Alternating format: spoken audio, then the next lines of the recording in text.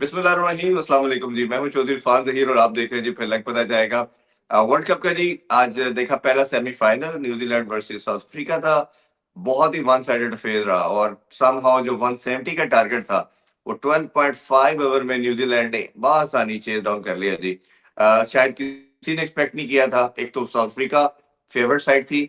Talking about this world cup, वो हम देख रहे थे कि शायद one of the favourite contender भी थे और इतना वन साइडेड फेयर होगा ये शायद किसी ने भी सोचा नहीं था। फिन एलन की तरफ से शानदार पारी इस वर्ल्ड कप की, ओवरऑल वर्ल्ड कप की फास्टेस्ट सेंचुरी बना डाली जी उन्होंने उन्होंने 33 बॉल्स के ऊपर सेंचुरी स्कोर की। उसको भी डिस्कस करेंगे।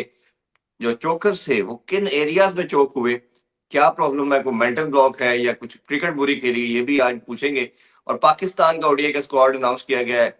मुझे तो खैर कुछ समझ नहीं आई इसकी क्या रैशनलिज्म था, क्या लॉजिक थी, वो हम जानेंगे सलमान भाई से। सलमान भाई हमारे साथ है। अस्सलाम वालेकुम सलमान भाई, thank you for your time जी। वालेकुम सलाम, बहुत शुक्रिया। Hello and welcome to the viewers.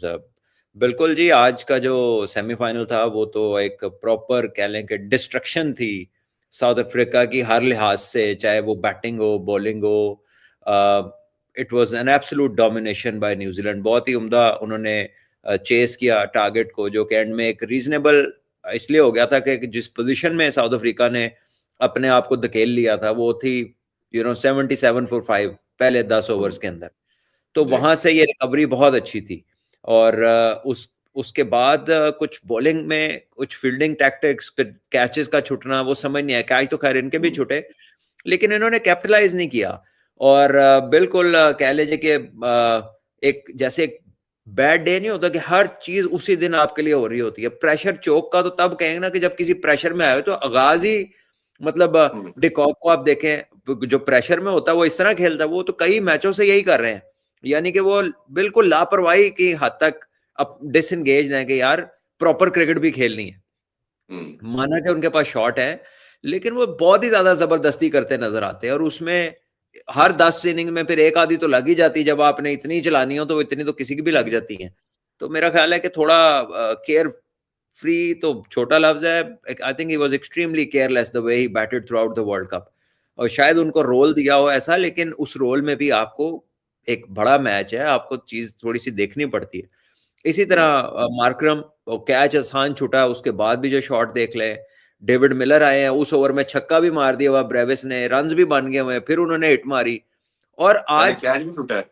हाँ, पहले कैच छूटा। और मिलर को, और अगर आप इंडिया की टीम के खिलाफ मिलर की बैटिंग देखें और इसमें देखें, तो उस दिन मिलर ने गैप्स में को एम कर रहे थे। आज उन्होंने जो हिट मारने भी गए वो सीधा वो यही था कि छक्का अगर मिस होएगा तो सीधी फील्डर के हाथ में, क्योंकि फील्डर वो पीछे था, उसी की तरफ खेली और कहीं नहीं खेली उन्होंने वो शॉट। सो वो बस मिडल नहीं हुआ तो वो कैच हो गया। और इसी तरह जो उनके जो बैट्समैन है बाद में आने वाले, वो भी वो एक अच्छा खेलते खेलते ब्रेविस ने भी एक गेंद को ऐसे चिप किया और जो है वो कवर में कैच दे दिया। रिकल्टन मैं समझता हूँ वो अनलकी रहे, वो बुरा गेंद था, आते ही उन्होंने कट मारा और वो थर्ड मैन पे, जो शॉर्ट थर्ड मैन पे, स्पिनर पे, जो दोनों एक ही ओवर में जो ऑफ स्पिनर ने आउट किए, तो जी थोड़ा सा सेटबैक था। लेकिन ये है कि ऐसा लगा कि जैसे साउथ अफ्रीका सोच के 200 प्लस का आया हुआ था। और वो एक एक्स्ट्राऑर्डिनरी स्पीड से उन्होंने जाने की कोशिश की। जबकि बड़े मैच में जब आप बैटिंग पे आते हैं तो अगर तो मोमेंटम बिल्ड हो जाता है आते साथ ही, तो वो एक और बात है। लेकिन नहीं, तो आप थोड़ा सा पार्टनरशिप बिल्डिंग की तरफ जाते हैं, कीपिंग इन माइंड के यार थोड़ा बेस बन जाए तो फिर हम एक्स्ट्राऑर्डिनरी जो हमने तेज खेलना है वो, लेट्स से कि 10 ओवरों में अगर हमारा 80-85 हो और हमारी 1-2 विकेटें गिरी हो, तो बेटर बेटर पोजीशन है बजाय के 70 पे 5 आप आउट हुए हो और उसके बाद आप लॉन्च की कोशिश करें। तो एक तो वो था उनकी बैटिंग को लेके। उसके बाद न्यूजीलैंड को ये आप कहें कि they bowled in the right areas. उन्होंने कोई गंदे गेंद ज्यादा नहीं किए, ऑल्दो के कोई स्पेशल चीज भी नहीं थी, लेकिन राइट एरियाज में बॉलिंग की, कंडीशन अच्छी थी।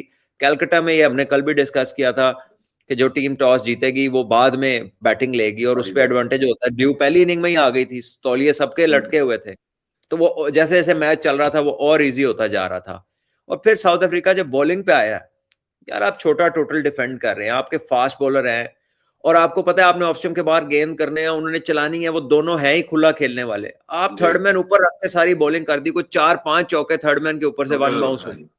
ठीक है, वहां पर फील्डर होता तो उन्होंने तो ये शॉट मारने से बाज नहीं आना था, क्योंकि वो तो सामने मार रहे थे, तो एंगल के साथ चांस होता है कि पीछे कैच हो जाए, छोटी बाउंड्री है। वो फील्डर ही नहीं लिया उधर, 80 करा लिया 6 ओवरों में, और थर्ड और पॉइंट ऊपर ही रखा। सो आई गेस के साउथ अफ्रीका जो है ना, वंस उन्हें थोड़े से रन्स लग गए ना, तो उनके shoulders head they just fail. वो मतलब वो एक होता है ना कि आप हिम्मत हार देने वाला उनका एटीट्यूड हो गया हुआ था, जब पावर प्ले के अंदर ही उन्होंने 80 रन कंसीड कर लिए थे। कैच भी डिकॉक ने, ऊंचा कैच जो था उसे भी वो मिस जज कर गए, वो कैच भी नहीं लिया उन्होंने। सो कह लीजिए कि कुछ भी उनके लिए गया नहीं आज। 7 मैच उन्होंने जीते हुए थे, और उनका जो बैड डे था ना, वो बहुत बड़े दिन पे बैड डे आया उनका। ऐसा ही है। अच्छा, थोड़ी सी अगर साउथ अफ्रीका की बात करें तो डिकॉक से मैं स्टार्ट करना चाहूंगा। इस वर्ल्ड कप के अंदर 7 में से 5 दफा वो ऑफ स्पिनर पे आउट हुआ है। ये भी बड़ी एक वीकनेस, जिस तरह हम अभिषेक की बात कर रहे थे कि इतनी एविडेंट होती है, टीम्स काम करके आती हैं। इरफान उसने भाई एक देखिए, ओवर ही किया, वीकनेस वो करके ने वीकनेस भी वो एक ओवर होती ही है, किया। वीकनेस वो होती है जब आप फंस के आउट हो रहे हो ना, वो तो हम्म, लापरवाही करके आउट हो रहे हैं। मतलब वीकनेस तो हम तब माने ना कि जब वो कोई रोकते हुए आउट हो गया, कोई गेंद ऑन पे खेला, ऑफ स्टंप उड़ गई, कोई रोकते हुए स्लिप लग गई, उसको समझ नहीं आ रही, वो ब्रेक खेल रहा है, बीच में से बोल्ड हो गया, कि बॉलिंग की समझ नहीं आ रही, वो तो पूरे शॉट्स मार के आउट हो रहे हैं। तो उसको rather than weakness, I think that is careless नहीं, एटीट्यूड। लेकिन इसमें ऑफ स्पिनर से बोल्ड भी हुआ है, एलबीडब्ल्यू भी हुआ है, क्वाड पे हैंड भी हुआ है, ऑफ स्पिनर पे बहुत गंदे आउट शॉट हुआ वो। मारे हैं ना, गंदे शॉट मारे हैं। कोई ऐसा तो नहीं हुआ कि गेंद समझ नहीं लगी। अब आप निकल के मारने जाएं, या आप क्रॉस मारते हुए आउट हो जाएं, या आप आज जिस तरह आउट हुआ है, पिछले गेंद तो वो थोड़ा बॉल ऊपर आया तो वो मिड ऑन पे पकड़ी हम्म, गई, तो उसमें कोई एक्स्ट्राऑर्डिनरी बॉल ने तो उसको आउट नहीं किया। हम्म, वो जो है बिल्कुल एक कह लेंगे जैसे बंदा एक कह लें अपनी जोन में होता है, वो कोई मैच से जैसे ताल्लुक कम ही नजर आता है उनका। वो जिस तरह की बारी ले रहे होते हैं ना, उनको सिचुएशन से, मैच से, ओकेजन से उनकी कोई तल्लुक वास्ता नहीं नजर आता। वो लगता है कि हम्म, अपनी कोई अलग ही उसने जेन में सोचा हुआ प्लान, और वो उसी पे चल रहा है। जी। तो ये मार्करम का जो पहले कैच भी हमने डिस्कस किया वो हुआ, फिर जो दोबारा आउट हुए, एक तो ऑब्वियसली सबसे मेन प्लेयर था, इनफॉर्म प्लेयर था। कैच की एक भी कंट्रोवर्सी अब 2-3 घंटे तो गुजर चुके हैं, मैच को बहुत ज्यादा हो रही है। और हमने जो रिसेंट पास के अंदर अभी रूल्स देखे हैं आईसीसी के, और हमने कुछ मैचेस में भी देखा है कि बॉल अगर थोड़ा सा भी सरफेस को टच हो जाए, इवन दो उसकी ग्रिप भी बॉलर ने की हुई है, फिर भी टच हो जाए तो नॉट आउट कंसीडर होता है। आज तो बड़ा क्लियर नजर आ रहा था कि टच भी हुई है। और दूसरा, वो भी कॉन्फिडेंट नहीं थे मिचेल भी, उन्होंने कहा जी आप थर्ड अंपायर को चेक कर ले, मुझे नहीं पता। तो कंसिडरिंग ऑल फैक्ट्स, आपको लगता नहीं है थोड़ी सी फिर आ जाती होगी बेचारे अनलकी रहे? वैसे बिल्कुल अंपायरिंग क्वेश्चनेबल रही है। ओवरऑल भी अगर आप देखें ना, वाइड बॉल जिस तरह की नहीं दी, एक पिच से बाहर बॉल ठप्पा, थर्ड अंपायर ने उसको नो बॉल देना था, उसने वाइड बॉल दे दिया, और कोई बात नहीं हुई। आज भी देखे, जब फील्डर शक में है जिसने गेंद पकड़ा है, उसके बाद रिप्ले में सारी दुनिया शक में है, तो कौन सी ऐसी ग्राउंड हैं जिसके ऊपर अंपायर शक में नहीं गया? क्योंकि बेनिफिट क्रिकेट डाउट में बैट्समैन को अगर जाता है हमेशा। बेनिफिट ऑफ द डाउट जो है, अगर आपको श्योर नहीं है, तो वो बैट्समैन के हक में जाना चाहिए। हम्म, तो मुझे नहीं समझ आई, कमेंटेटर्स को नहीं समझ आई कि वो कौन सी ऐसी चीज थी जो फील्डर के हक में जा रही थी उस रिप्ले के अंदर। तो वो बिल्कुल भी कन्विंसिंग नहीं था। और अगर थर्ड अंपायरों ने भी ऐसे डिसीजन देने हैं, तो फिर इस टेक्नोलॉजी की मतलब क्या, इसकी अहमियत क्या है? हम्म, मतलब ये जो एक एक्स्ट्रा टाइम भी वेस्ट होता है, अब थर्ड अंपायर के पास फैसला जाता है, ये नहीं कि उसकी अगर गलत चीज है, उसमें बड़े बड़े अच्छे डिसीजन भी होते हैं टीमों के लिए, लेकिन जो आज इन्होंने किया है, वो बिल्कुल समझ से बालातर है कि किस तरह आपने ये किया। तो आई गेस कि हम्म, थोड़ा सा इस जब से ये सुपर 8 के मैच शुरू हुए हैं ना, तो थोड़ा हमने ये देखा है कि अंपायरिंग को मजेदार नहीं है। मतलब अब उस दिन मैच तो हम जीते हैं, तो उस दिन भी 2 वाइडें थी जो अंपायर ने, चले जी। एक तो कम से कम उसमें वाइड थी, तो जो है वो लास्ट वाली अंपायर बिल्कुल। ने बस कर दिया। और वो किसी ने ट्वीट की हुई थी कि यार बड़ा अच्छा लड़का है ईशान का, उसने कोई ऐसा जेस्चर नहीं दिया, ये नहीं। ओ भाई, आप बड़ा अच्छा लड़के को छोड़े, अगर वो एक बॉल पे चौका मारता, वो मैच जीत सकती टीम। तो प्रोफेशनली स्पीकिंग, कि आप अपने हम्म, हक के लिए आपने बात नहीं की, कोई आपने हम्म, किसी से नाराजगी का तो नहीं इजहार करना था। So whatever the reason was, लेकिन it look like a white ball. और जी। जो है अंपायरिंग इज बीन क्वेश्चनेबल जो है ना, in quite a few number of decisions, जहां पर आपको लगता है कि अप टू द मार्क नहीं थी। बहरहाल this is for the hmm, ICC to see कि उन्होंने क्या करना है। आज वाला तो बहुत ही पुट ऑफ करने वाला डिसीजन था। आप हम्म, जो है रीजन, जो आप डाउट है, बेनिफिट ऑफ द डाउट, वो आप बैट्समैन को देते हैं, लेकिन उन्होंने तो लिफ्ट ही नहीं कराई। वो तो, और डिसीजन भी बड़ा फटाफट किया उन्होंने, कोई जूम इन करके भी नहीं देखा। जी, नहीं देखा। जूम इन भी नहीं करके देखा। तो ये इस तरह की जो चीजें हैं ना, ये फिर लोगों को कह लीजिए कि क्वेश्चनेबल कर देती हैं, डिसीजंस को शक में डालती हैं कि की कर रहे हैं, सारा कुछ है आगे फिर भी नहीं देख रहे इवन आप। लोग जो है ना सलमान भाई, अब लोगों के पास टेक्नोलॉजी है, वो जूम इन करके सोशल मीडिया पे शेयर कर रहे हैं उसी आउट को, कि कितना हाँ क्लैरिटी के साथ एविडेंट है कि वो बॉल टच किया हाँ, सरफेस को। मतलब वो एंड पहला अगेन जैसे आउट है कि जिसमें न्यूजीलैंड की पकड़ने वाला श्योर नहीं था, थर्ड अंपायर श्योर था, सारी दुनिया श्योर नहीं थी, पकड़ने वाला श्योर नहीं थी, अंपायर श्योर है गासी। ऐसे ही है, ये ऐसे ही है। लास्ट लास्ट वर्ल्ड कप का फाइनल में जैसे वो सूर्य कुमार यादव भी श्योर नहीं था, तो थर्ड अंपायर ने कहा जी बस देख लिया कैच हो गया, चलो जी करो। हाँ, तो अच्छा ये ये कुछ चीजें ज्यादा फ्रीक्वेंसी के साथ हो रही हैं, इनको थोड़ा सा अंपायर्स को चेक करना चाहिए। दूसरा, क्या करना चाहिए? फिन एलन की कह लें कि आउटस्टैंडिंग नॉक है, वो वर्ल्ड कप में एक इतने बड़े मैच में जो है मेरा फास्टेस्ट सेंचुरी वर्ल्ड कप की, जी और 8 छक्के 9 चौके, कंप्लीट डोमिनेशन थी। और वर्ल्ड कप में अभी तक उन्होंने कोई ऐसी बारी नहीं ली थी। कल जब हम प्रोग्राम कर रहे थे टीवी पे, तो आमिर भाई ने ये बात की थी कि ये दोनों अभी तक कोई इन्होंने कोई बहुत बड़ी पार्टनरशिप नहीं की है, कहीं कल ना चल जाए, क्योंकि अगर ये चल जाए तो बहुत बड़ा हेड स्टार्ट मिल सकता है। तो वही हुआ आज, वो नहीं सलमान भाई, मैच ही। हमने भी कल ये बात की थी कि बैटिंग सरफेस मिला तो ये बड़े लिथल है दोनों, वो तो श्रीलंका की हाँ, फंसी हुई पिचे थी, उधर स्ट्रगल कर रहे, कल हमने ये भी बात की थी बिल्कुल। तो वो नहीं, इस वर्ल्ड कप में पहले इंडिया खेले तब भी इन्होंने कोई बहुत बड़ी पार्टनरशिप नहीं लगाई थी, ये नहीं, पहली एक है मैच जो। में अनबीटन इन्होंने 175 चेस किया हुआ है एक मैच वो के अंदर। एक मैच था ना, तो मतलब ये जी इनका 7वां 8वां मैच था। तो जी। हर मैच में तो श्रीलंका में तो 2 मैच ही खेले इन्होंने। बहरहाल, it was a great partnership, great knock, और बड़ा स्मूथ सेल किया उन्होंने। हम सब ने सोचा था कि जो है मैच में फाइट होगी, लेकिन आई थिंक ये जो ड्यू का एडवांटेज है ना, ये 20 से 25% या मोर देन दैट ये फर्क डालता है मैच में। जो टॉस जीत के बिल्कुल आप सही। सेकंड में जाते हैं ना, तो बॉलिंग और फील्डिंग वो बहुत जो है ना मुश्किल होती है, और बैट्समैन के लिए बड़ी आसानी हो जाती है। और ये इतना बड़े मैचेस, खासतौर पे नॉकआउट की स्टेज के ऊपर आपको ड्यू मिलना, देखिए 2021 के वर्ल्ड कप में पूरा वर्ल्ड ये कप जो ही ऐसे टाइम गया है, था, शायद आपको याद ये हो। जो ड्यू के टाइम में हम मैच करवाते हैं आईसीसी हम्म, वाले, इतना बड़ा इवेंट है भाई, आप इसको थोड़ा जल्दी शुरू करो। आप जी इसको जी जी ड्यू जी। के आने से पहले खत्म करें। हाँ आप जी। व्यूअरशिप के चक्कर में सारा चक्कर ही कमर्शियलिज्म का है। यानी क्रिकेट प्रॉपर हो ना हो, कमर्शियल एस्पेक्ट उसका जो है ना वो ऊपर रहना चाहिए।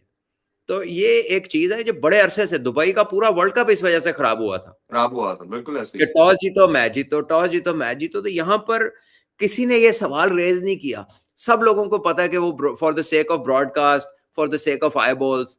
तो यार चलो, देखे नॉकआउट्स में जाके या सुपर एट्स की स्टेज में जाके, कम से कम वहां जाके तो आप इन मैचों को बैलेंस कर सकते हैं कि यार ये ड्यू के आने से पहले पहले हो जो होना है। क्योंकि ये बड़ा अनफेयर एडवांटेज है ये। इवन पीसीबी ने अभी जो ऑस्ट्रेलिया की सीरीज थी, वो फोक वगैरह को कंसिडरेशन में रखते हुए टाइमिंग अर्ली कर ली मैच की, आपको याद हाँ, होगा, भी रिसेंटली पीसीबी ने हमने भी किया किया था लेकिन इन्होंने वर्ल्ड नहीं कप से किया। पहले, तो मैसेज पहले। जी। तो ये एक बड़ी मतलब कॉमन सेंस की बात है। अच्छा, न्यूजीलैंड की इस भी बॉलिंग तो बड़ी शानदार थी, लेकिन मुझे उनके स्पिनर की समझ नहीं आई। पहले ओवर में 2 आउट करता, उसके बाद उसको बॉल नहीं दी गई।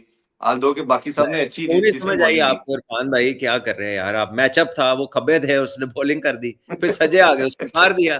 ये तो मॉडर्न क्रिकेट के तोहफे हैं ये, इसमें कौन सी कंफ्यूजन है, ऐसा सड़क वो कंफ्यूजन। इधर घूम के आया, पहले न्यूजीलैंड जो है। हाँ, तो वो देखे, वो बिल्कुल मैचअप टाइप चीज थी। उन्होंने कहा नहीं बस हो गया तेरा काम, अब तू मैच से निकल मेरा बच्चा। हाँ, बिल्कुल ऐसे ही। अच्छा, थोड़ा-सा अगर हम बात साउथ अफ्रीका की लास्टली करने फिर आगे बढ़ते हैं दूसरे टॉपिक पे। ये मेंटल ब्लॉक है सलमान भाई इनका, हर इवेंट के अंदर चौक करना। मार्करम की कप्तानी हमें पहले मैचेस में बड़ी शानदार नज़र आई।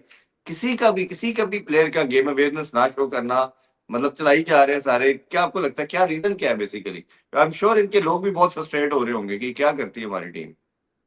यार मल्टीपल रीजन हो सकते हैं। मैं नहीं समझता कि पहली 3 विकेटों तक कोई ऐसा प्रेशर होगा कि जिसमें ये चोक कर गए होंगे।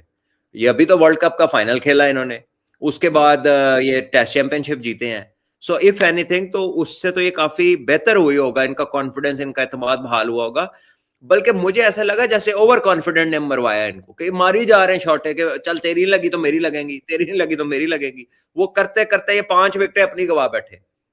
ठीक है, तो क्योंकि मार्करम थोड़ा सा सीधा हुआ था, कि ऐसे इसलिए हुआ था कि उसके सामने 2 विकेट एक ओवर में गिर गई थी। उसके हुँ, बाद और ब्रेविस ने भी उसके साथ थोड़ी सी पहले प्रॉपर बैटिंग की है। उसके बाद आप देखेंगे गलत शॉटें मार के आउट हुए गलत टाइम पे। जब एक जी ओवर में 10-11 रन बन जाए, 8-9 रन बन जाए, आपकी विकेटें 4 गिरी हैं, तो फिर आप अगले ओवर में जाके देखते हैं, आप थोड़ा सा बिल्डअप के बाद लॉन्च करते हैं। उस ओवर में जिसमें मिलर ने हिट मारी है उसमें तो रन बन गए हुए थे, जी छक्का लग गया हुआ था। तो वो मुझे ऐसा लगता है कि ओवर कॉन्फिडेंस ने मरवाया रादर देन प्रेशर ने। मुझे लगा कि ये एतमाद बहुत ज्यादा था, सारे मैच जीते हुए थे, हर बंदे की हिटें लग रही थी, उन्होंने कहा मेरी लग जाएंगी, अब मेरी लग जाएंगी, इसकी नहीं लगी अब मेरी लग जाएंगी। मुझे ज्यादा फील ओवर कॉन्फिडेंस वाली आई है बैटिंग को देख के। बिल्कुल ठीक है। सलमान भाई, आज हमारी ओडीआई सीरीज का भी अनाउंसमेंट कर दी गई है for the Bangladesh series. ODI के स्कॉट सामने आ गया है। दो चीजें इसमें आपसे पूछनी है। एक मैं शायद कल भी बात करना चाह रहा था बट वो मेरे माइंड से निकल गया। हम बात करते हैं डोमेस्टिक के लड़का परफॉर्मर होगा उसको रखना चाहिए। हमने लास्ट ईयर तैयब ताहिर को डाला, कामरान गुलाब को डाला, टेस्ट में भी इवन उसको डाला, उसने 100 किया और फिर वो ओडीआई का भी पार्ट दोनों बन गए। मोर देन डिसेंट परफॉर्मेंस उन्होंने दी। चैंपियन ट्रॉफी में शायद अच्छा नहीं किया, उसमें तो किसी ने भी अच्छा नहीं किया था। हम दोनों को बैक कर देते हैं। अब दूसरा पार्ट इसका साथ ये है कि अगर बाबर ने अच्छा नहीं किया या साइम ने अच्छा नहीं किया, ये फॉर्मेट तो खास तौर पे बाबर के लिए टेलर मेड था। और आपने T20 के लिए तो सारा शायद पाकिस्तान या दुनिया कहती थी ये इसमें आप उसको बाहर कर भी दे तो फर्क नहीं पड़ता, वो उसको सूट नहीं कर रहा। तो किन बेसिस पे वो बाहर आया और किन बेसिस पे आगा या एक दो प्लेयर जिनको फिर रख लिया गया है। पहले बैटिंग की हम बात कर लें फिर बॉलिंग साइड पे आते हैं, क्या सिस्टम क्या है और अगर रखना ही था तो इमामुल्लाह का क्या कसूर है या अब्दुल्ला शफीक का क्या कसूर था? ये मुझे समझ नहीं आया, मतलब मुझे कोई लॉजिक जो है ना, इट इज बियॉन्ड मी कि किस तरह ये डिसीजन हुआ है। क्योंकि देखिए मैं मानता हूं कि यंगस्टर्स को ट्राई करना चाहिए, I am all for it, but then जिनकी आपने नाम लिया है, जिनकी आप बात कर रहे हैं, वो कोई अपना वक्त गुजार नहीं चुके, वो भी जवान है अभी और तजर्बाकार जवान है, मंजे जी हुए हैं। और आ, असल बात यह है कि अगले साल वर्ल्ड कप है 50 ओवर का। हाँ जी, उसकी तो टीम बनानी है आपको उस ओवर को उस तनाजुर में देखना है, वो ट्रायल मैचों की तरह नहीं देखना है इनको। क्योंकि ये जो लड़के आए हैं विद मतलब बेस्ट विशेस टू देम, अल्लाह ताला ने उनके नसीब में किया, अल्लाह करे वो कामयाबी दे। लेकिन ये कोई अच्छी सिलेक्शन कमेटी का जो कहने के एक अच्छा स्टेप इस लिहाज से नहीं है कि आने देखने वाला सोचेगा कि यार कोई भी टीम में आ सकता है। मतलब आप for example, I have nothing against anybody, लेकिन साद मसूद के पास क्या सैंपल साइज है पाकिस्तान के लिए वनडे खेलने का? जी हो सकता है वो परफॉर्म कर दे, लेकिन अगर आप उसका सैंपल साइज देखें तो व्हाट हैज ही गॉट? एक विकेट है उसकी लिस्ट ए में, 3 मैच खेला हुआ वो, ऐसे ही है। ठीक है। और अभी जो आप सीरीज खेले हैं उसमें भी पाकिस्तान 9 विकेटों से वनडे आ रहा है, जो वनडे हुआ है। क्योंकि ये वनडे है तो हम सिर्फ वनडे की बात करेंगे। उसी की तो करेंगे, बिल्कुल ठीक बात। उसका जो सैंपल साइज टैलेंट शो करने का है वो मेनली तो T20 क्रिकेट में है। तो मां आप सदाकत ही उसको भी डेब्यू करवा रहे हैं, वो भी T20 की परफॉर्मेंस आ रही। चले, मां सदाकत का ये है कि उसने वनडे क्रिकेट काफी खेली है, लिस्ट ए क्रिकेट खेली है, परफॉर्म भी किया हुआ है, साथ वो रेगुलरली परफॉर्मेंसेस देता आ रहा है, 3-4 सीजन खेला, कुछ किसी किस्म का तजर्बा कैरी कर रहा है। जी लेकिन ये जो सैंपल साइज है कि 3 मैचों में आपकी 1 विकेट का होना, और आप बॉलिंग ऑलराउंडर है, 1 विकेट 3 मैच, ठीक है। एक 44 नॉट आउट उनका जरूर है एक वनडे में, लेकिन क्या आप उन्हें बैट्समैन खिला सकते हैं इंटरनेशनल लेवल के ऊपर? हो सकता है वो जाके कुछ कर दे जो हमने ना देखा या सोचा हो, लेकिन this is not the right thing to put in the minds of the other players जो अभी क्रिकेट खेलेंगे या खेल रहे हैं या काफी देर से परफॉर्म कर रहे हैं। उनके लिए तो ये होगा कि यार मैं की करा, मैं किथे जाऊं। सो ये वो चीज है कि ये क्राइटेरिया फिर क्वेश्चनेबल हो जाता है। Nothing against the boys, it is just the criteria that you never can relate to any sort of logic कि यार ये किस तरह हो गई ये सिलेक्शन। शामिल समझ आता है आपको, हालांकि I think it's too early, उसने खेलना ही है, ही इज सो टैलेंटेड और आई लाइक हिम, बहुत अच्छा खेलता है, उसके पास शॉट्स हैं, दिलेर है, क्लियर हेडेड है और उसके बड़े अच्छे एट्रीब्यूट्स हैं। इवेंचुअली उसने खेलना है इंशाल्लाह, तो अभी सूर्य खेल जाएगा, लेकिन उसके पीछे एक टाइटल विनिंग डोमेस्टिक टीम का वो लीडिंग स्कोरर है, उसकी कप्तानी की हुई है। इसी तरह जो दूसरा मां सदाकत है उसके पीछे रन्स है, ठीक है। ऑल्दो गाजी गौरी को भी अगर हम देखें तो उसने जो परफॉर्मेंसेस दी हुई हैं एज अ कीपर बैट्समैन, वो 4-डे क्रिकेट में है, ठीक है। वो भी उसने भी सीजन टॉप किया, बेस्ट प्लेयर हुआ है। तो चले, कीपिंग सेफ नहीं लगा इतना, अगर आप देखें वो सीबुल्ला को इमर्जिंग भी कप में जो उन्होंने कीपिंग की थी उसमें इतनी हाँ जी लेकिन कोई नीट कीपिंग नहीं की थी उन्होंने, ठीक है। लेकिन हम वैसे भी तो कीपर कहाँ पिक करते हैं, हम तो कहते हैं बैट्समैन थोड़ी सी कीपिंग कर ले तो वो चलेगा। हमें तो अपनी पिछली कुछ हसीबुल्ला को काफी सारी एक सीरीज में खिला के बाहर कर दिया, उसको भी एक इवेंट में हमने रखा जी था लास्ट सीरीज के अंदर। हसीबुल्ला को लास्ट जो सीरीज हुई थी हमारी साउथ अफ्रीका अगेंस्ट, उसमें रखा हमने, इसके बाद फिर बाहर कर दिया उसको।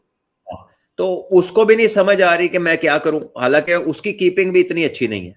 क्लियरली मैंने उसको काफी दफा देखा है, वो भी कीपिंग में बहुत गलतियां करते हैं, ठीक है। तो उनको भी मतलब उनकी एवरेज वनडे की बहुत अच्छी है, बैटिंग एवरेज अगर लिस्ट ए देखे 45 की उसकी एवरेज है, बट स्टिल वो जो कीपिंग वाला एस्पेक्ट है, लेकिन हम कीपिंग का एस्पेक्ट कहाँ देख रहे हैं, हम तो बैट्समैनों से कीपिंग को देख रहे हैं। मुझे नहीं समझ लगती कि ये क्या माइंडसेट है, क्योंकि वनडे क्रिकेट जो है ना वो T20 से डबल नहीं 2.5 टाइम्स द गेम है, एक इनिंग, जी बिल्कुल ठीक है। सही। तो आपको इसको वनडे क्रिकेट को और तरह से देखना है, आपका आगे वर्ल्ड कप आ रहा है।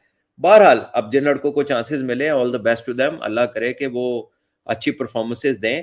लेकिन ये जो स्टेप्स है to get into the Pakistan team, कोई आता है उसको इसको 60 क्राइटेरिया समझ नहीं आ रहा। कोई आता है वो 60-70 मैच खेल जाता है, उसकी समझ नहीं लगती कैसे खेल जाता है।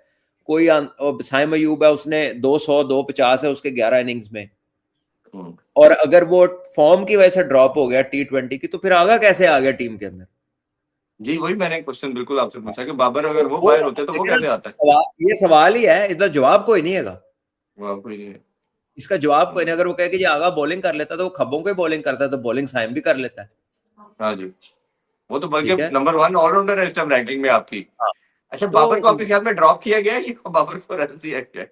देखिए मैं आपको एक बात बताऊं कि बाबर पे जो प्रेशर क्रिएट हो गया हो, ठीक है, बाबर के ऊपर जो एक सारी नजरें हैं, और जिस तरह से उन्होंने कुछ स्ट्रगल किया है अपने इसमें, और जिस तरह वो खब्बे स्पिनरों को खेलते आ रहे हैं पिछले कुछ अरसे से, मेरा ख्याल है कि उनके लिए ये ब्लेसिंग इन डिसगाइज है। उनके लिए इन्होंने अच्छा ही सोचा है, क्योंकि बिल्कुल वो सही। तो आपकी वनडे टीम का मेन स्टे बैट्समैन है ना। फॉर्म का मसला है, लेकिन प्लेयर तो आपका द प्लेयर है 50 ओवर में। तो मेरा जी ख्याल है उसके लिए इन्होंने ठीक सोचा, उसको थोड़ा सा नजरों से हटा के, थोड़ा गेम से हटा के, थोड़ा उसको ब्रीदिंग का टाइम मिल जाए, थोड़ा सोचे, थोड़ा रिकवर करे और अपनी चीजों को स्टार्ट करे, क्योंकि 1 साल बाद वर्ल्ड कप है, आपको जरूरत पड़ेगी उधर एक्सपीरियंस की। तो वो इतना इशू नहीं है, it's not a big deal. अपने बड़े प्लेयरों को रेस्ट दे भी देना चाहिए किसी टूर पे, क्योंकि वो खुद तो रेस्ट करते नहीं। अपनी कप्तानी में भी इन्होंने यही गलतियां की हैं कि ऐसे हर ही। मैच खेलना है, खुद भी खेलना है, दूसरों को भी खिलाना है, तो उसका नतीजा फिर यही होता है कि बेंच स्ट्रेंथ भी लैक करती है, और हम्म, आप अपनी टीम को वो प्रोग्रेशन नहीं दे पाते। आप देखें ना, साउथ अफ्रीका ने जब पहुंच गए वो सेमीफाइनल में, उन्होंने आखिरी मैच सारी बेंच स्ट्रेंथ को खिलाया, फिर भी वो मैच जीते। ऐसे ही मफाका भी खेला, जॉर्ज लिंडे भी खेला, जो जो बाहर था, वो नोकिया सारे भी खेले। खेला, सबने मैच खेला। इसी तरह बाकी टीमें भी बेंच स्ट्रेंथ को टेस्ट करती हैं, लेकिन हम लोग जो है वो, हमें ऐसा लगता था कि कोई मतलब कोई सड़क पे भी कोई टेप बॉल का मैच भी हो गया तो भी सारे खेल जाने, वो वाली फील आती थी कि कोई बंदा अब विलिंग ही नहीं है कि यार किसी और को भी चांस दे दे। ऐसे ही। अच्छा, एक मेरा तो ख्याल है सैन कि तलत उसको को सिर्फ कैरी किया ब्रीदर गया। दिया है। वो ड्रॉप नहीं हुआ, उसे ब्रीदर दिया। भेजा दिया। अच्छा, सैन तलत को चांस मिला, ठीक है, जस्टिफाइड है, लेकिन हसन नवाज थे, उनको बाहर करके अब्दुल समद को डाल दिया गया। तो अब्दुल समद तो हम जानते हैं कि T20 यार स्पेशलिस्ट ये है। डाल दिया या निकाल दिया है, ये दोनों तीनों बैट्समैन जो है ना वनडे में, इनके पास भी कोई इतने सैंपल साइज नहीं है। देखे वनडे की मिडिल ऑर्डर बैटिंग बड़ी और तरह होती है, उसमें खाली हिटे नहीं है। जी खाली अगर आप 4-5 छक्के मारने की कैपेसिटी रखते हैं ना, तो that is not good enough for one day cricket. One day cricket में आपको फिर किसी टाइम पंजीती और वारी भी लेनी पै सकती, तो उसका बिल्कुल ऐसे ही। टेम्परमेंट, सिंगल करनी आना, ठीक है, आपको इनिंग्स को बिल्ड करना आना, पार्टनरशिप लगानी है। कभी आपकी पहले पावर प्ले में 3 विकेटें गिर जाए तो उधर आके आप 2 नए बॉलों के आगे भी एक्सपोज हो जाते हैं, आपकी टेक्निक भी टेस्ट होती है। हम्म So one day cricket is far more, greater in terms of technique and thought process और temperament, जब आप हम्म, और बात करते हैं वनडे क्रिकेट की बैटिंग की मिडिल ऑर्डर जी में। तो ये अब उनको मौका मिला है, चले अल्लाह करे वो परफॉर्म करे। उनकी 35 की एवरेज है, लिस्ट है कि उनके 30 मैच है, 1-2 बारियां उन्होंने बड़ी अच्छी ली थी। पाकिस्तान चैंपियंस कप जब पाकिस्तान में हुआ था फैसलाबाद में, हाँ जी। तो वहां पर लेकिन उनकी जो बारी थी ना वो बड़े थोड़े टाइम की थी, उधर फ्लैशी नॉक चाहिए थी, हम्म ठीक है ना। तो वो जो सैंपल साइज है ना, कि जब आप वनडे क्रिकेट को देखते हैं और आप देखते हैं कि यार इधर आपने जाना है, तो आपको टीम में कम से कम 2 प्लेयर ऐसे चाहिए होते हैं कि जो 100 करने वाले प्लेयर हो। वनडे क्रिकेट में 2 से 3 जी। प्लेयर आपके 100 की कैपेबिलिटी वाले प्लेयर होने चाहिए। हम्म। क्योंकि अगर मॉडर्न वनडे क्रिकेट में भी 300 प्लस पार स्कोर है, और 300 तब होता है जब एटलीस्ट 2 लड़के बड़ी इनिंगें खेलते हैं। जी वो सही कभी है। कभी होता है कि सब ने 50-50 को 3-4 ने 50 कर दिया, 2 ने अच्छा 30-30 कर दिया, तो सारे ही चल गए। वरना 2 बंदे, आपको याद होगा पाकिस्तान ने 300 कुछ चेस किया था, तो रिजवान और आगा ने 100 किया था साउथ जी जी अफ्रीका के, बिल्कुल। या पता नहीं न्यूजीलैंड के अगेंस्ट, साउथ अफ्रीका साउथ के अफ्रीका खिलाफ। के गेस किया था कराची में। तो उसके ना पहले ऐसा हुआ है कुछ अरसे से, और ना उसके बाद कुछ हुआ है वनडे क्रिकेट में। एक लेकिन वो वो वर्ल्ड दो, कप में किया था 2023 में, जब रिजवान और उसने किया था, अब्दुल्ला शफीक ने भी 100 किए थे, तब भी वही चेस तो, किया था। अब देखें ना, रेफरेंस देने के लिए आपको 23 में जाना पड़ गया, हम 26 में बैठे हुए। दो ही चेस किए हमने 300 से ऊपर, इसीलिए दो यही ही। बात है ना कि ये फ्रीक्वेंसी तो नहीं है। हाँ। 3 साल पिछला वर्ल्ड कप का रेफरेंस देना पै गया है कि हाँ जनाब जी। वो एक वाकया होया सी, एक फिर हुन होया है, मतलब ये हाँ, ये कोई मुतासिर कुन बात नहीं है। सो ऐसे ही। मेरा ख्याल है कि वर्ल्ड कप के लिए Imamul Haq should be considered in the long term, और 100%। So same for Abdullah Shafique. जी। क्योंकि ये 2-3 आपके जो टॉप ऑर्डर प्लेयर्स हैं अलोंग विद साइम, देखे, क्योंकि आपका जो फखर भी है ना, उसके टाइम एंड अगेन उसकी इश्यूज है फिटनेस को लेके, and he is not growing any hmm. Younger. वो चैंपियंस ट्रॉफी में भी अनफिट हो गए थे, अभी फिर अनफिट हो गए हैं वो। उससे पहले भी उनको एक हार्मोनल इशू था, वो बहुत लीन हो गए थे, फिर थायराइड का दोबारा इशू था उनको। कर दिया। जी। तो उनकी जो फिटनेस है वो आप उस तरह से उस पर डिपेंड नहीं कर सकते। और आपको ये जो दो आपके एक्सपीरियंस प्लेयर और एक यंग साइम अयूब है, तो इनको टॉप 3 पोजीशंस पे आपने देखना है कि इनमें से 2 ओपनर आपके हों। बाबर आजम आपका नंबर 4 हो, Agha has done well in one day cricket, तो आगा आपका one of the middle order हो। उसके साथ आपको बीच में एक आधा स्ट्रॉन्ग 1-2 मिडिल ऑर्डर के प्लेयर चाहिए जो स्ट्रोक भी मारे। जैसे ये 3 लड़के, इनमें से देखे कि कौन वहां तक जाता है। मेरे ख्याल में तो जिसकी टेक्निक बेहतर है और टेम्परामेंट बेहतर है, उसको वनडे क्रिकेट में इन तीनों में से होना चाहिए। जो आपका एक न्याजी है, एक हसन नवाज है और एक अब्दुल समद है, इन तीनों में से जो टेक्निकली बेटर है, जिसका टेम्परामेंट इन तीनों में से, क्योंकि हिट तो ये तीनों मार सकते हैं, जी। लेकिन ज्यादा प्रोबेबिलिटी किसकी है, minimum risk high reward game किसकी है, उसको प्रेफर करना चाहिए फॉर 50 ओवर क्रिकेट। हम्म।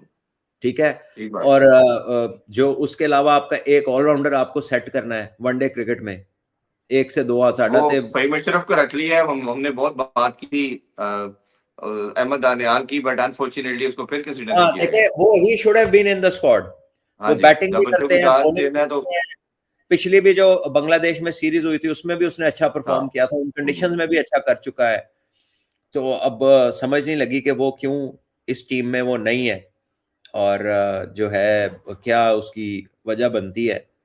और अच्छा, अगेन ये साहबजादा फरहान को भी डेब्यू। ऐसा है कि जब कोई सिलेक्शन कमेटी या कोच या कप्तान उस पर बात करेंगे, तो नहीं, शायद वो वो आते कोई, नहीं है ना सलमान भाई, वो रिलीज जारी कर देते हैं, सवाल ना करन ए हुन ਜਿਹੜੇ ਅਸੀਂ ਗੱਲਾਂ ਕਰ ਰਹੇ ਆ, they don't have the answer of it, तो इसीलिए वो आते ही नहीं है। वो कहते हैं रिलीज पई है, कर लो गल जो करनी है, वी डैम केयर।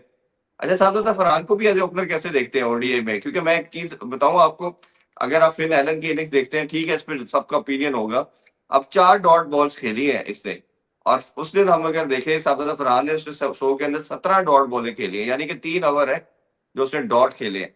तो नहीं यार कहीं ना नहीं। कहीं। और ये जिंदगी में एक इनिंग है ना, बाकी भी तो देखे ना। अब एक इनिंग को पकड़ के तो मिसाल तो नहीं बना सकते आप। शाहिद भाई ने 37 गेंदों में 100 किया, उसके बाद इंडिया में उन्होंने 2006 में 6 में जाके या 4 में 100 किया, जो 40 कुछ बॉलों पे था।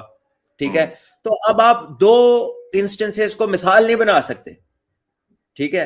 इसी तरह आप फिन एलन के जित अब 33 में 100 है, 9 चौके 8 छिक्के है, तो कितने हम्म। डॉट होंगे बीच में? ठीक है। 4 ही खेला है, तो 4 डॉट सिर्फ। तो अब आप इसको सैंपल साइज नहीं बना सकते इसको। अब ये उसकी लाइफ की एक इनिंग है। तो जिस दिन हम्म। साहिबजादा की भी को लाइफ की, अभी तो उसका करियर का आगाज हुआ, उसके मैच कितने हुए हैं कि हम उसके डॉट्स हम्म। पे बात करनी शुरू कर दें। दूसरी बात यह है कि ओपनर जब आता है बैटिंग पे, उसके डॉट आप किसी भी और बैट्समैन से उसको कंपेयर नहीं कर सकते। 9 बंदे दायरे के अंदर फील्डिंग कर रहे होते हैं। मिडिल ऑर्डर का जब बंदा आता है, 4 से 5 बंदे दायरे के अंदर होते हैं, गैप्स बढ़ जाते हैं, इजी सिंगल हो जाती है। तो हम्म। जब डॉट बॉल्स का पहले पावर प्ले के अंदर जो बैट्समैन खेल रहे हो, और जो 10वें से 40वें या आखिर तक खेल रहे हो, उनकी डॉट बॉल परसेंटेज कंपैरेबल नहीं है।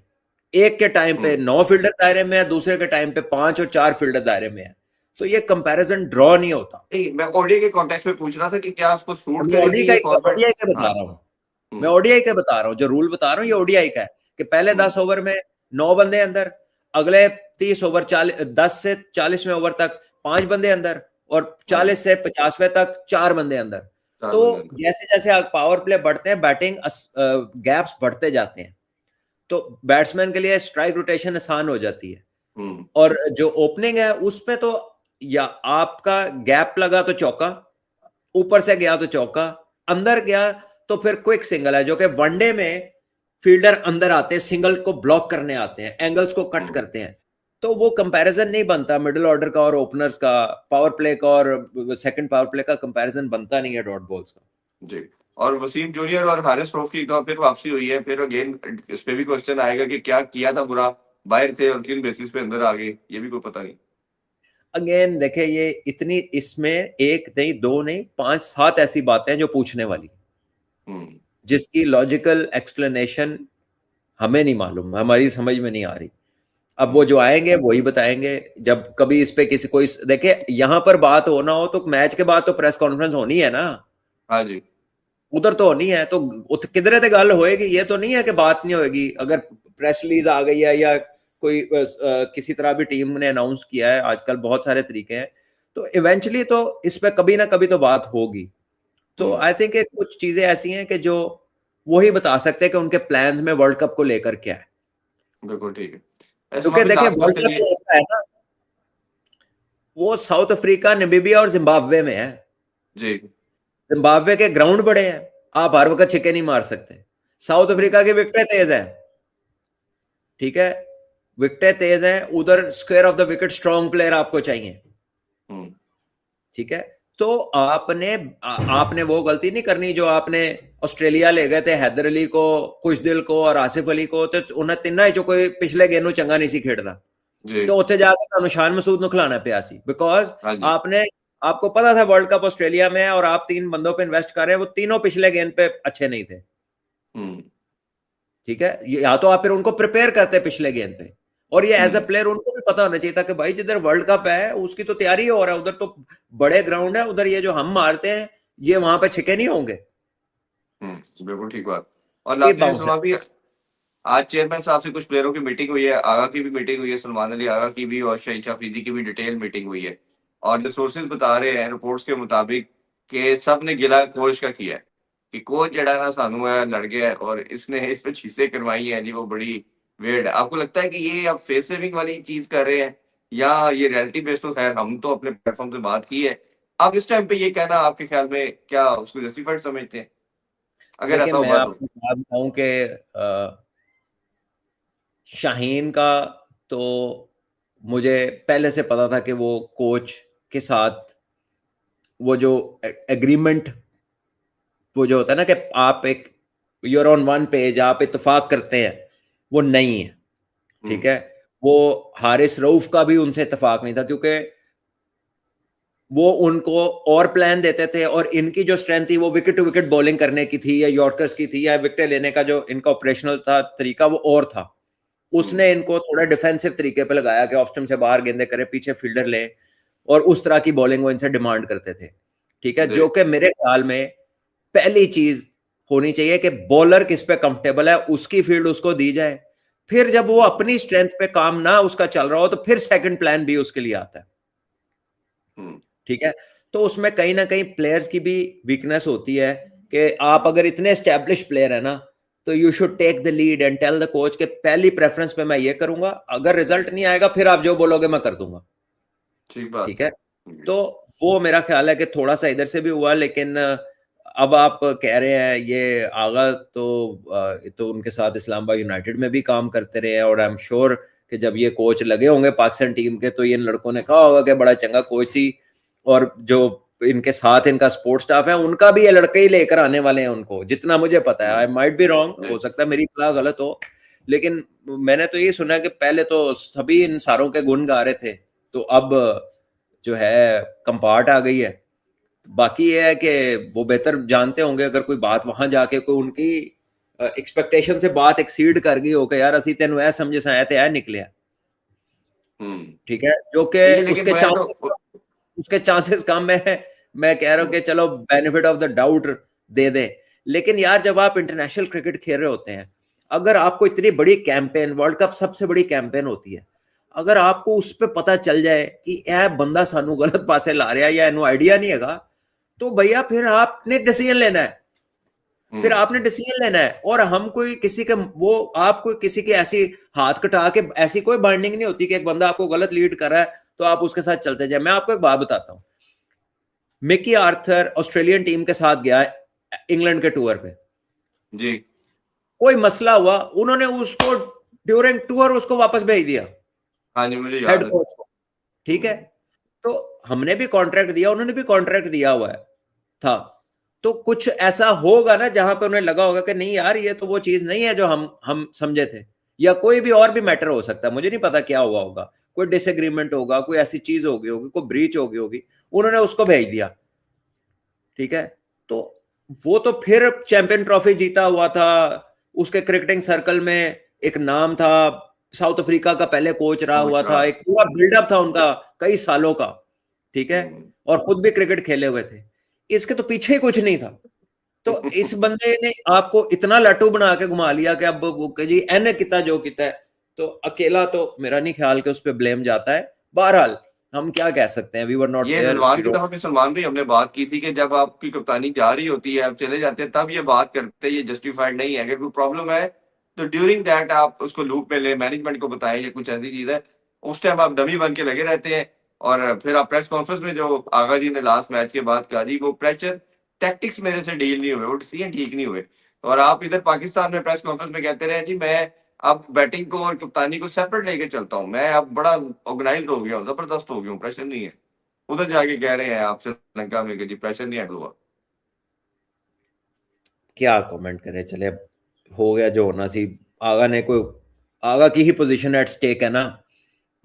देखिए मैं आपको एक बात बताऊं, to be fair to all the players, हम उनकी टैक्टिकल मिस्टेक्स पे बात करते हैं और उनकी हर उस चीज पे कंस्ट्रक्टिव क्रिटिसिज्म करते हैं जो हमें लगता है कि यार ये ठीक नहीं थी, या जो हमारी उससे एक उम्मीद होती है कि यार ये बंदा इससे बेहतर होना चाहिए, इसने इंशाल्लाह जिताना है टीम को। और लेकिन जो उसकी पोजीशन है ना, उसके जाने का दुख और उसके परफॉर्म ना करने का दुख, ये उस प्लेयर से ज्यादा किसी को इफेक्ट नहीं करता दुनिया में, ना मुझे, ना आपको, ना किसी अवाम को, ठीक है। ये किसी पे इसका इतना असर नहीं पड़ता जितना उस प्लेयर पे पड़ता है।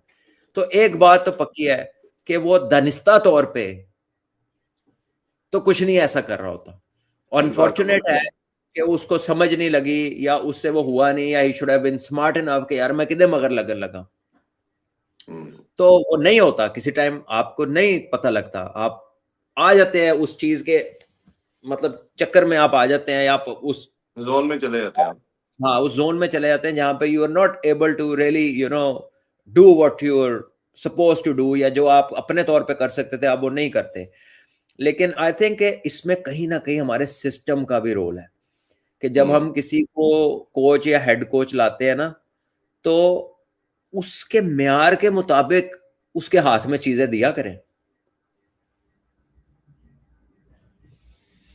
सारा कुछ ही तो सी करना है। हाँ जी, हर बंदे की इतनी क्लास नहीं होती, हर बंदे की इतनी कैपेबिलिटी नहीं होती। तो इसका तो हम पहले से कह रहे थे, मतलब प्लेयरां तो भी पहले सानू पता लग गया सी ਜਿਹੜੇ ਉਹਨਾਂ ਦੇ ਨਾਲ ਹੁੰਦੇ ਨੇ कि नहीं ਇਹ बंदा नहीं हैगा इस काम का।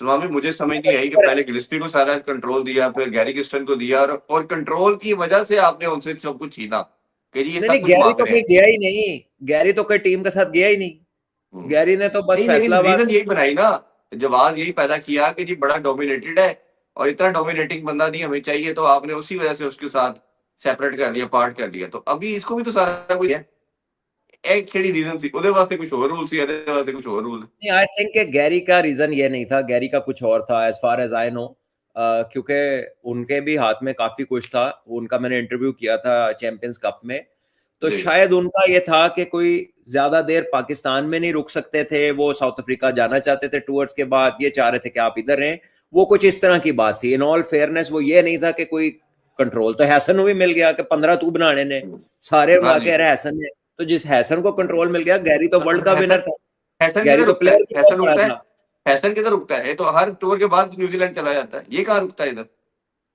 क्या रुकता है बस ये? ये तो पॉइंट तो ये है ना कि इवन मुझे अच्छी तरह याद है जब 2024 के वर्ल्ड कप का मीडिया से मैच हारे, तो उसके बाद उसने जो इंटरव्यू दिया था, मैं भी उस प्रेस कॉन्फ्रेंस में था, तो उसने कहा था कि मैं एक उसने एक फॉर्मल मीटिंग की कि मैं जो प्लेयर से मीटिंग करता था कि उसके बाद एक और मीटिंग करते हैं। वो तो तब भी छोड़ने के चक्कर में था, मतलब वो ड्यूरिंग वर्ल्ड कप ही था ये ना थे। ये जो चल रहा है टीम के अंदर। खैर एनीवेज इस पे बात करते रहेंगे, कोई क्वेश्चन अगर आपने करना है तो, नहीं तो इजाजत नहीं लेते हैं। बहुत शुक्रिया आई थिंक आज के लिए इतना काफी इंशाल्लाह कल बड़ा और मैच है जाते हुए बता दें एक सरप्राइज तो हो चुका है, कल लगता है कुछ कल के मैच में सेकंड सेमीफाइनल में। देखिए लॉ ऑफ एवरेजेस के मुताबिक ये मैच बड़ा कांटेदार होना चाहिए ठीक हो गया जी।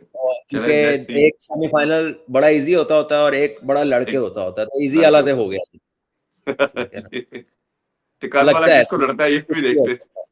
बिल्कुल अल्लाह ऐसे बेहतर ही। जाने क्या होना है इंशाल्लाह बिल्कुल ठीक है जी, इंशाल्लाह अकील कल अलवी दोबारा साहब के सेमीफाइनल। क्वेश्चन में मैं क्विकली आंसर कर दूं वो कह रहे हैं 26 साल में इंडिया के 4 कप्तान हुए हैं Pakistan always make unique decisions which no expert understand शान आगा some player come at world cup from nowhere ये तो आपने टाइमलाइन बता दी है कि जो जो इधर होता रहा है और जितना फ्रीक्वेंट चेंजेस होते हैं और sometimes the changes are not very logical I do not have an answer और रीजन टू दैट बिकॉज ये बियॉन्ड मी है अनलेस जिसने किया है जिन्होंने भी ये सोचा अगर वो कुछ आके बताएंगे तो हमें भी क्लैरिटी आएगी बिकॉज हमने तो इस पे प्रोग्राम कर ही दिया आप इसको सुन रहे होंगे कि not all of it makes a lot of sense बिल्कुल ऐसे ही।